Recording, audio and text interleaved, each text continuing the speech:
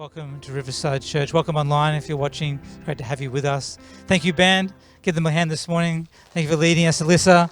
Awesome job. Have some announcements this morning, so if you look at the screen, it'd be great. Kim and Greg Hart happened to be in the room with us this morning, so welcome them. And Thomas and Gabby as well. Good to have you with us. Thank you so much for being here. Water baptism happening on the 27th of November. So if you want to get water baptized and following in the footsteps of Jesus, who was also baptized, that is happening. If you want to get water baptized, want more information, please see Pastor Pavey, and she will happily give you all the information you need. Also happening on the same day as the water baptism is our Big Bash cricket on the green. So our lovely green oval out here next to our church. We're going to use it. We're going to mow it properly, keep it under control. That's what my game is, to keep it mowed so it's ready to go. Please bring a blanket chair. There's going to be a sausage sizzle. Invite your friends, invite the neighbours. Everyone come along. It's supposed to be a great community day. Invite for everybody. And Charlie keeps telling me how great a batsman she is. So the pressure's on her to prove that she's as good as she says she is. And now she's smiling at me and wishes I hadn't said anything. Okay, Riverside Community Carols. They're coming up on the 2nd and 3rd of December. So the Friday and then the Saturday night as well. So again, I can encourage you to invite your friends, invite the neighbours, invite your community along to come and have a great day. There's going to be a petting zoo and a jumping castle and all sorts of things. Our own Riverside Choir is going to perform. It's going to be a great day. It's always a great event in the calendar. And speaking of our choir, they're performing at the carols and also performing on Christmas Day as well. Rehearsal started last week, but it's not too late to join. If you want to join, you can join still. Rehearsal will be happening straight after church today. You can see Jimmy Taylor or Esther for more information. If you want to rehearse, please stay behind today. Coming up, of course, it's Christmas. There's a million announcements. We have our Christmas chocolate houses coming up. So this is a fundraiser for missions, and $40, and you get to build a chocolate house, which you get to keep and eat yourself. If you want to give it away to someone else, that's fine. Happy to take your chocolate houses. If you want to give them to me, I'll happily eat them for you. Not a problem at all. But if you want to register and sign up for that, it's going to be a great day of making chocolate houses. Please see Jane. She's waving at the back. That is also my wife. So please go and sign up with her. That'd be great. Connect groups, of course, coming the end of the year, but connect groups are still meeting. So I encourage you to get connected during the week. It's a great day of way of just fellowshipping around His Word. And of course, thank you, church, such a generous church. The ways to give are on the screen. There's a box at the back.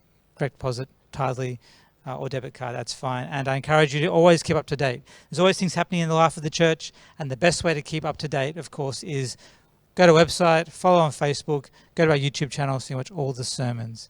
Excellent. I'm going to now send out the wonderful children for Kids Church and the teachers. Give the teachers a hand this morning as they go to teach our young generation about our Lord and Saviour Jesus Christ. Thank you so much, teachers. It's great. How are we going, church? We good? Ready for summer?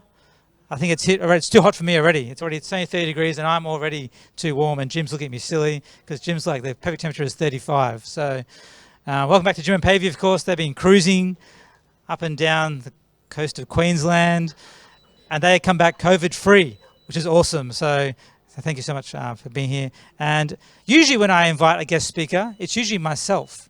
So I actually have the benefit of introducing a real guest speaker today, and that is Pastor Greg Hart. So if you would come and join us, give Greg as he comes and speaks to us. Thank you so much. That is yours. So. Thank you. Hey, Riverside. It's great to be here today. Pavi and Jim, we thank you for our invitation to come and present time that we've spent in Africa. Now, today's going to be a little bit different. You've partnered with us for our ministry time in Africa, and that time's come to a close. So I want to share with you what it was like to spend our years in Africa, and I'm going to do it a little bit different. Today is going to be no verses. Normally I would preach a sermon, and in that sermon I'd illustrate with things of Africa. But I spent 16 years in Africa being uncomfortable in church. 16 years of listening to preachers in different languages that I didn't understand. 16 years of singing songs that I'd never heard before. So I felt uncomfortable in church. So if you feel uncomfortable with a preacher not giving you verses, welcome to my world. If you feel uncomfortable of hearing stories in church, welcome to my world.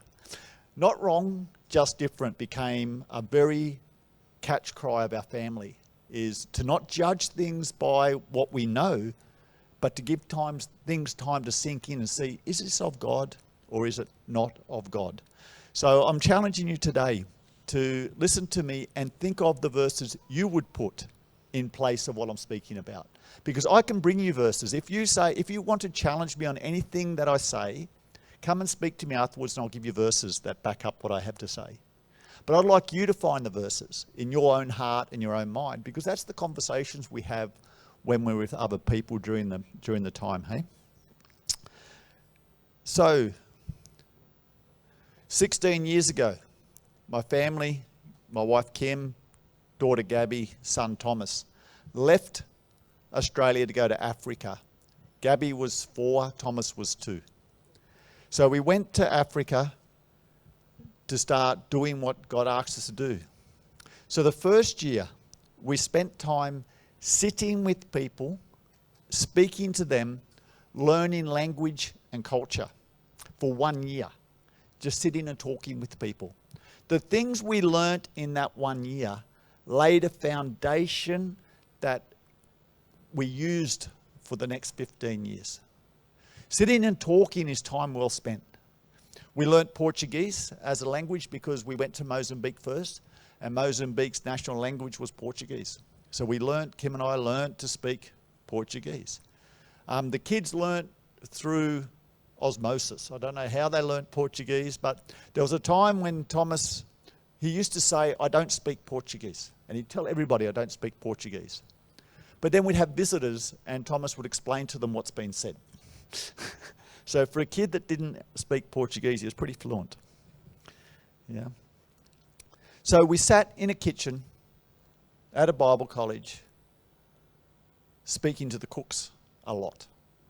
We sat in fields, speaking to the farmers. We sat in houses, speaking to the residents. We just spoke with people and we learnt. But we learnt culture, which was really interesting.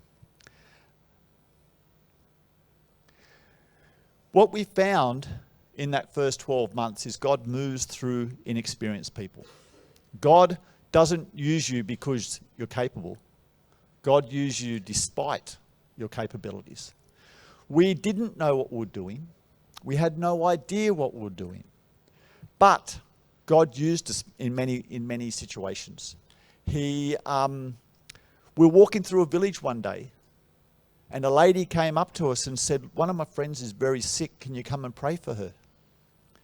So we went, Kim and I and 2 other people, we went and we prayed for this sick girl. And as we prayed for her, nothing happened. We didn't see her get healed, nothing happened. We prayed for a while, and it's time to leave, so we left. As we're leaving, Kim said, if God doesn't heal that girl, she's dead in the morning. There's not a chance she'll survive the night. That's the sickest person I've ever seen. The next time we're walking through that same village, she came and saw us and said, thank you for praying for me. God healed me. And we said, well, we didn't see anything. She said, no, as you walked away, I was healed and I saw you walking away. And I was completely healed. So we didn't get to see the miracle, but we saw the results of the miracle. So she said, can you come and pray for my house? So we went and prayed for her house. Her mum was the witch doctor. Her mum sat and spoke with me and wanted to know about Jesus and where the power comes from. And we invited her to church. She wanted to accept Jesus, and we said, come to church. So we took her we asked her to come to a house church, and she said, I'm not ready to go. I'll come when my husband's ready to come. So every time we walked through that village, 3 times a week, we'd speak to her and invite her to church. And every time she'd decline and say, my husband's not ready to come to church. After 2 weeks, she finally said, my husband's ready, we're coming today. So she came to our house church and we prayed for her to receive Jesus, and she confessed, and some stuff happened. And we're inexperienced, and God used us. She got saved. Months later, the friend of ours that hosted that home church came and saw me and said, my friend's just died. Can you come and pray for the family? So we're inexperienced. We go in, and I walk into a house, and here's the person that had died laid out on the floor. And I have to pray for the family, so I prayed for God's comfort and peace. Well, he was the chief of the village. Now, when I say village, I mean no electricity, no running water.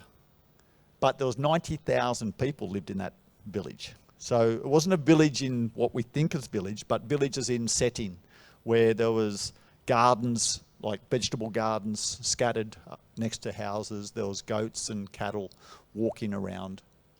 But it was a large number of people. So he was a chief of 90,000 people, and he died. And I said to my friend, who's going to be the new chief? Is it his son or somebody else? And my friend said, we don't know who's going to replace him. It'll be a decision that the elders make in the upcoming weeks. Then my friend came and asked me to come to his inauguration of becoming the chief of that village. So that village, 90,000 people, went from a witch doctor and an unbelieving chief to a witch doctor that's now no longer a witch doctor, is now a Christian, and the chief is almost a pastor. We're inexperienced, we don't know what we're doing, but God used us. There was a time I prayed for a people group. I heard of this people group called the Takwani people that had 0 believers in Mozambique. The whole people group, the whole language had no believers on record. So I prayed and said, God, would you give us the Takwani people? I didn't know where they were. I didn't know their location in Mozambique, but I knew of them. And I took 2 Bible students that had graduated from Bible college and dropped them at a village and said, can you guys start a church here? So we dropped them with equipment and what they needed to start a church. Months later, I found out we dropped them in the Takwani people group. So I know there's a church there now. We didn't know what we were doing. We had no plans, but God used us. God will use your inexperience. He doesn't need you to be perfect.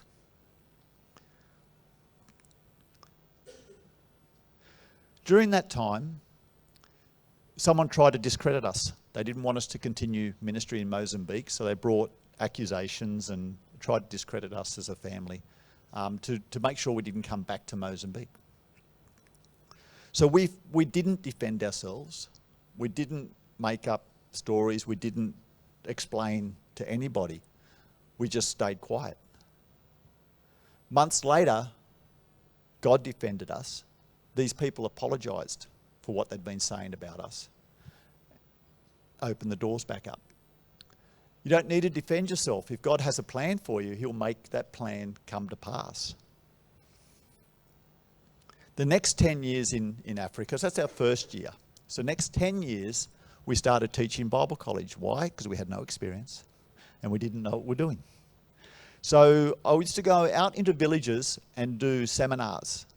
And I'd do a week-long seminar, live with the people in the village for 2 years. I did that. So I'd spend a week in town and a week out in the village.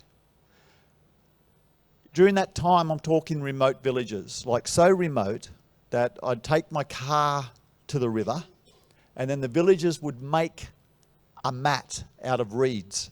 And they'd make a mat about a foot thick. And then I'd drive my car onto the mat and then we'd float the car across the river.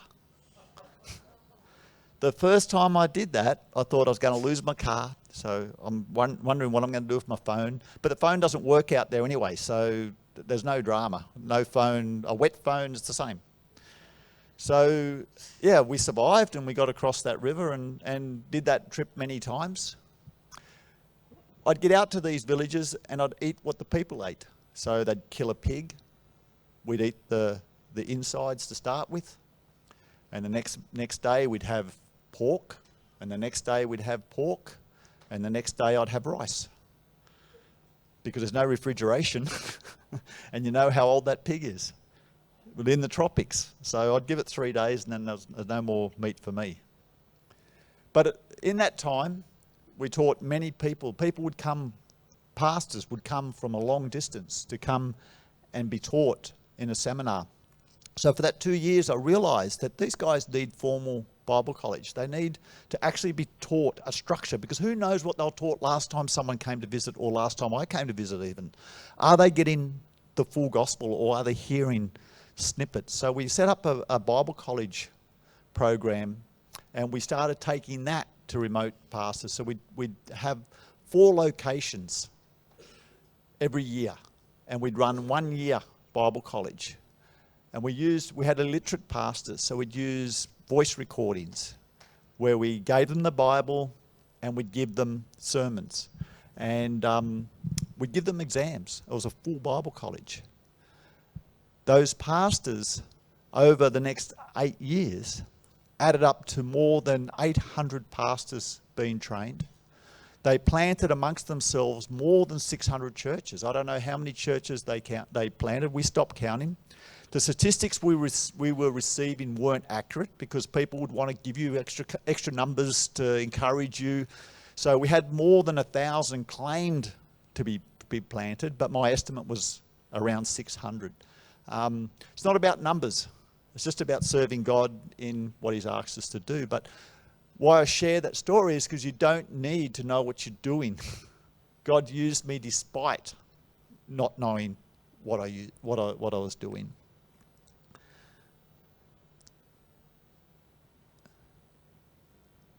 In 2009, we got an urge to take on a primary school. Why? Because we didn't know how to run a school, and we didn't know what we were doing. So we took on a primary school. We had 510 students the first year. We had 30 staff and no money. So I brought all the staff in. We elected a principal and a deputy principal, because I didn't know how to run a school. So we called them in, and I said to the staff in our first meeting is, I don't know anything about schools, but I do know about business, so we're now running this school as a business. Not as a business to make money, but as a business model that you have product, and the product is education of children. And then you have methods of how do you educate those children. So I mentored the teachers taught the kids. We started a chicken farm in that school to try and raise money to pay the staff. But before the chicken farm became profitable, I used to say to the teachers, we don't have money to pay your wages, so you have to pray that God will provide for you this month. So they were praying for their wages each month, and each month we paid their wages. There was one time that we didn't have the money to pay their wages, so we emptied our bank accounts and we paid their wages. And then 2 days later, the money came back in. There wasn't 1 month that they got late or no wages. God's faithful when He calls you, but you don't have to know what the next step is. So the chicken farm, we produced 6,000 chickens a month. We had no idea how to run a chicken farm. We'd never done chickens, so it's a great idea. I went and bought the day-old chicks from a chicken farm in town. I bought the food from the chicken farm in town. I bought the medicine from the chicken farm in town. So I had what they had. One day I was sitting talking to the owner of the chicken farm. I mean, this guy had thousands of chickens, probably hundreds of thousands of chickens. And he said to me, what's your death rate? And I said, 0.02% of our chickens die. And he said, ours is 0.05. How are you less than us? I said, I don't know what I'm doing. But I'm using your food, I'm using your chickens, and I bet you he got the better day-olds before he gave me the leftovers. Yeah, so I've got the leftover day-olds, and I'm doing better than him. I'm using his medicine, his feed. So he asked me what my average weight was when we killed a chicken. I said, we usually do 1.1 kilo in 42 days. He said, we do 900 grams in 42 days. So we're better than him in death rate. We're better than him in kilos. Why? Because we don't know what we're doing. God's got us. Yeah. So after we gave the school 5 years, we said in 5 years we should be able to train this leadership that they can take over the school. Well, in 4 years, they were ready to take over the school. So we handed the school over, and it's still running today. And I still speak to Aroni, who's the principal of the school. We chat quite often in Portuguese because he doesn't speak English. So that was interesting also.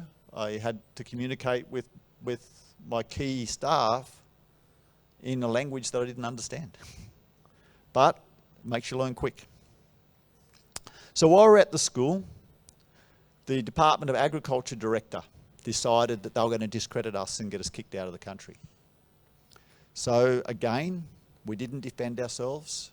We allowed them to say the things they wanted to say. The village defended us. The people of Mozambique defended us. They defended us to the point, because we're educating their kids for free. So they got free education. And the quality of the education they're receiving has the Department of Education come into our school telling us, can we teach them how to run a school? Well, we don't know how to run a school, but apparently our school's better than their schools. Apparently, I was told later, that even the private schools in Mozambique were jealous of our school. It had the best reputation. We didn't know what we're doing. We just ran the school. So I don't know how to tell people how to run a school, but I can do it because God helps us as we go. Department of Agriculture tried to discredit us. The people defended us. To the point where the Department of Agriculture apologised and gave us 600 acres of land. So we're asked to move to a hotspot in the country. It was a political hotspot. The people were against the government and they felt murmurings, and they'd seen that in our Bible colleges we brought unity to regions because we brought all the pastors from every church into the Bible college. So we'd bring pastors from Pentecostal churches, Catholic churches, even Jehovah's Witnesses, even Mormons. If you gathered people, we'd train you. And we'd train you the Pentecostal doctrine. And no one would come along and correct us because no one else was training them. So we'd bring them all together and we train them together. Now they've got the one doctrine. They had a lot of agreement. It brought peace into the churches, which then brought peace into the communities. So they saw that we were bringing peace into the country, so they asked us to come and live in the hotspot. So we went up to Katandika, a place in Mozambique, and we're running our Bible college, and we started community development. And one of the things we did was we were asked to help with the orphans. So they had a large orphan problem in town. Well, as you know, the ACC, or as you may know, the ACC doesn't believe that orphanages are the best response to orphans. So we thought, well, how do we help these orphans without institutionalising these children? So I said to the government, why don't you talk to your people and get them to adopt an orphanage? So the government made a policy that if you worked for the government in Katandika, you had to take an orphan into your home. The leader of the Justice Department hated me for that because she brought a young girl into her home and they fought. They argued. They didn't get on. So for 2 years, she cursed me for making her have to take this orphan. After 2 years, she thanked me and said, this orphan's now part of our family. And I really love her, and I'm happy for her to be part of my home. And she's more a child than some of my children. It became just the way Katandika now look after their orphan population. Why? I didn't know what I was doing. I didn't have a plan. Your inexperience makes you qualified. So we went out in the community with the government and we sat in villages and asked them what their needs were. And then I'd sit with the government after the meeting and I'd outline ways to solve those problems.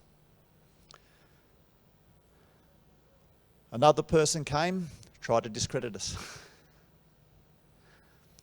I was called in to the head of the Justice Department of our state called me in and said, hey, we've got these accusations about you. What do you respond? And I said, I'm very disappointed they would say that about us. And they said, well, what's your response? I said, I just gave it to you. That's all I have to say. So 3 months later, they called me in again and said, they're still saying the same things. What's your response? I said, my response hasn't changed. I'm very disappointed they'd say those things. 3 months later, head of the Justice Department calls me in and says, they're still saying it. I said, right, Ed, it's time for me to go and speak to them. I am going today to speak with them and see what's going on. So I sat down with the gentleman that was making the accusations. And I said, come on, we've got a problem. What's the problem? And he said, well, you, and he started talking. And I said, just stop. Have a think about what you've just said. Do you think it's true? And, maybe not. And I said, well, what's the next problem you have? And he said, oh, you're doing this. And I said, have a think about it. And he said, yeah, I suppose you're not. And then the third problem, he never brought it to me. He wouldn't even speak to me about it. He'd realised he'd made a mistake. He went to the government and said, sorry, I was mistaken. I'd like to apologise for what I've been saying. So then the governor called me into a meeting and said, I'd like you to represent all the foreigners in our state. So whenever we have conflict with foreigners, we'll ask you to come and speak to the foreigner, find out what their side of the story is, and then you can come and help us resolve whatever the problems are. Because they found that they were throwing people out of their country on false accusations. So why'd they choose me? Because I have no experience. I don't know what I'm doing.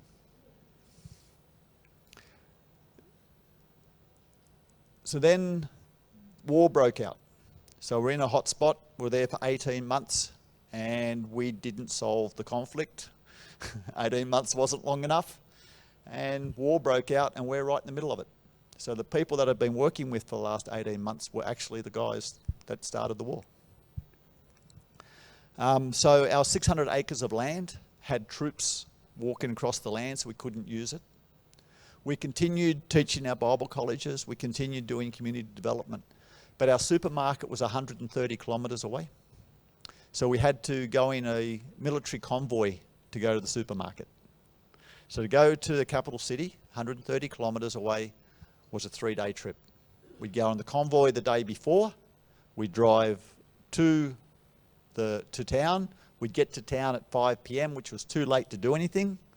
So we'd have to wait for the next day, do our business, and then we'd have to go the following day, catch the 7 a.m. convoy and go back home.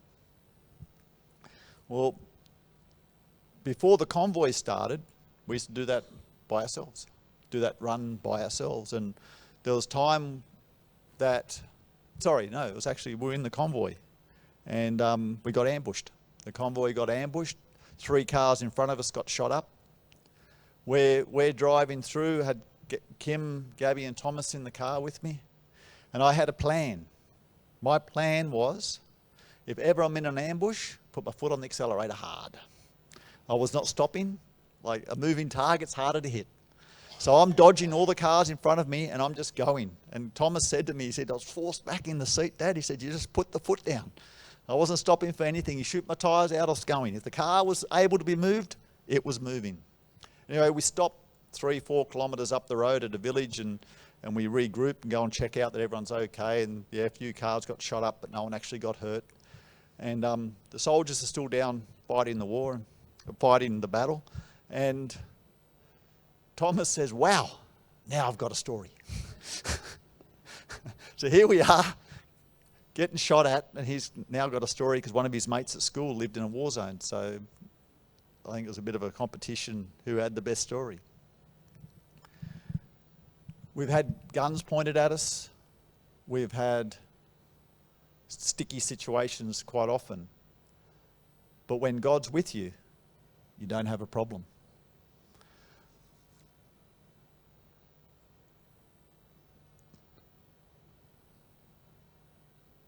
There was a time I went out into a remote community that didn't have any water and they didn't have a hospital.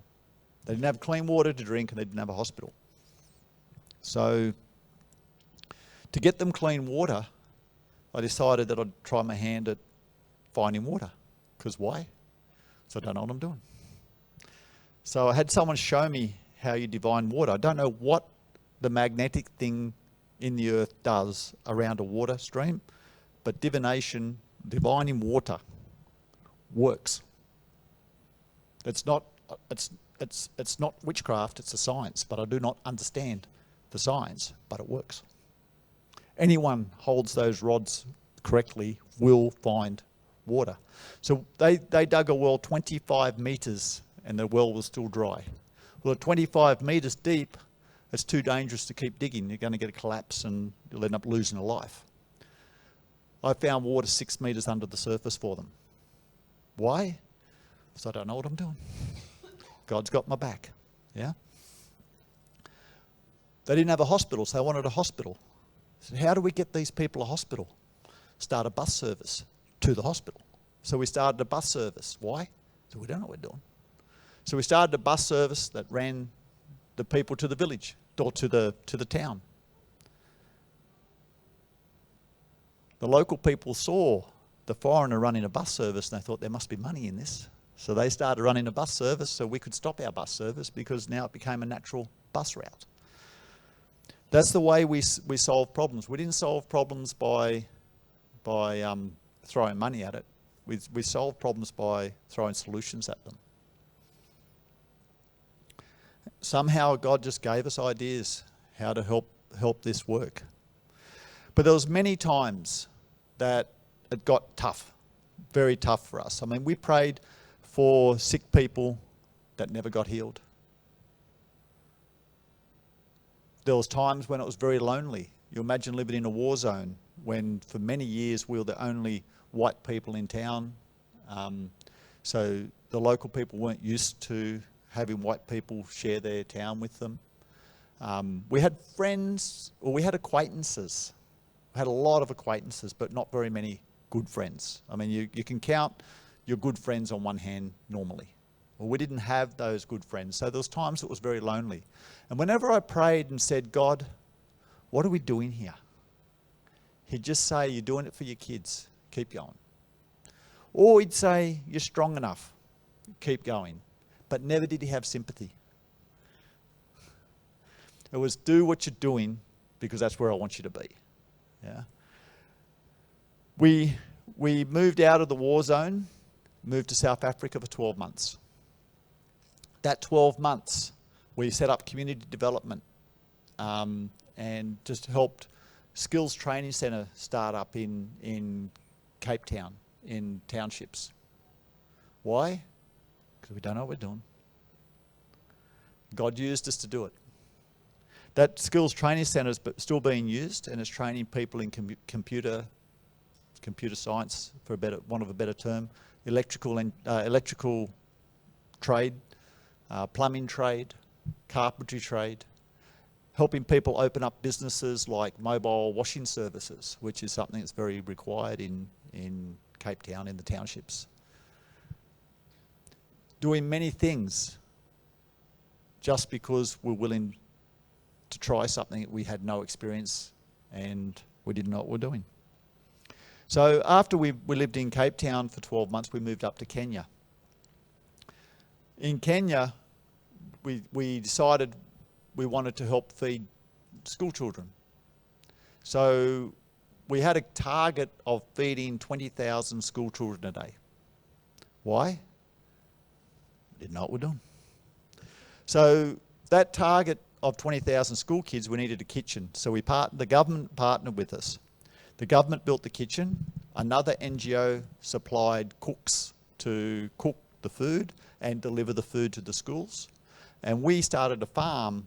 We started teaching the kids in the schools how to farm so that they'd provide their own food to their kitchens. But we found corruption was so thick that we couldn't get the food from the schools to the kitchen. Like there are too many hands out wanting their cut. So we started our own farm to get food to the kitchen. So we had a pig and chicken farm. So we knew how to do chickens, so we did different type of chickens. We did the indigenous chickens because we knew nothing about them. We did pigs because we knew nothing about pigs. We grew vegetables, because I'd never grown vegetables before. I'd farmed, but never vegetables. So we had a farm that we actually went into the schools and taught how to farm. The kids loved it. Kids loved it to the point that they met me in the streets, and they'd come and talk to me in the street. They actually looked forward to us coming and teaching them farming, because we had a lot of fun. We used to bribe them with lollipops, and it was good. But Kim started a ministry sitting and talking to people. Kim used to go into the hospital in Kenya, I don't know, nine-story hospital. And one floor was dedicated to oncology, which is kids with cancer. Yeah. So she'd go into the kids with cancer floor and just sit with the kids and sit with their parents and just talk with them. Not necessarily minister. She'd play she'd sit and just be there. And her years of experience of sitting with the kitchen so many years earlier taught her that that's a good thing to do. So rather than go into the hospital and minister to these people, she went into the hospital and was a friend. And if Kim didn't go to the hospital for a week, her phone would be ringing. Where are you? What are you doing? We miss you this week. She would ask people, can I pray for you? So everyone she sat and spoke with, she'd always say, can I pray for you? Now, she was praying for Muslims, she was praying for non-believers, and she was praying for Christians. But no one said, no, you can't pray. Why? She had a relationship. She sat and spoke with them, and she became a friend with them. And that's sort of the direction of our ministry. We were very formal during the Bible college days. Towards the end in Kenya, we're very informal. It was relationship. So I was friends with members of parliament. Members of parliament would introduce me to other members of parliament, and they'd all want us to help them do community development. So I got to sit with members of parliament and give them advice on how to help their people better, just by learning to sit and talk. And I think we probably had more influence doing that than we did back when we're doing formal things. Because relationship counts. When your friend's saying, hey, why don't you try this? It means more than someone standing up and talking to you about it in a formal context. When God continued to say to me, do it for your kids. When you see how Gabby and Thomas have grown up in their time in Africa, you understand, one, that God's generational. He doesn't think about your life. He thinks about your life, your children's life, your grandchildren's life. He doesn't care what you do. He cares who you are. He'll help you do things that'll help build who you are. But our kids, when we look at our children, we say 16 years in Africa was worth it. Just that alone was worth it. We don't know the influence we've had. We don't know how many people have been saved. We don't know how many churches have been planted. But we do know our kids grew up well. And that alone was worth the years. I share these stories with you because you were part of this journey. Everything that we did in Africa, you did in Africa. You might not have physically been on the ground, but you're there in prayer, you're there in financial support, and you're there in friendship. And we thank you for that. And we thank Riverside Church for being part of this ministry. Thanks.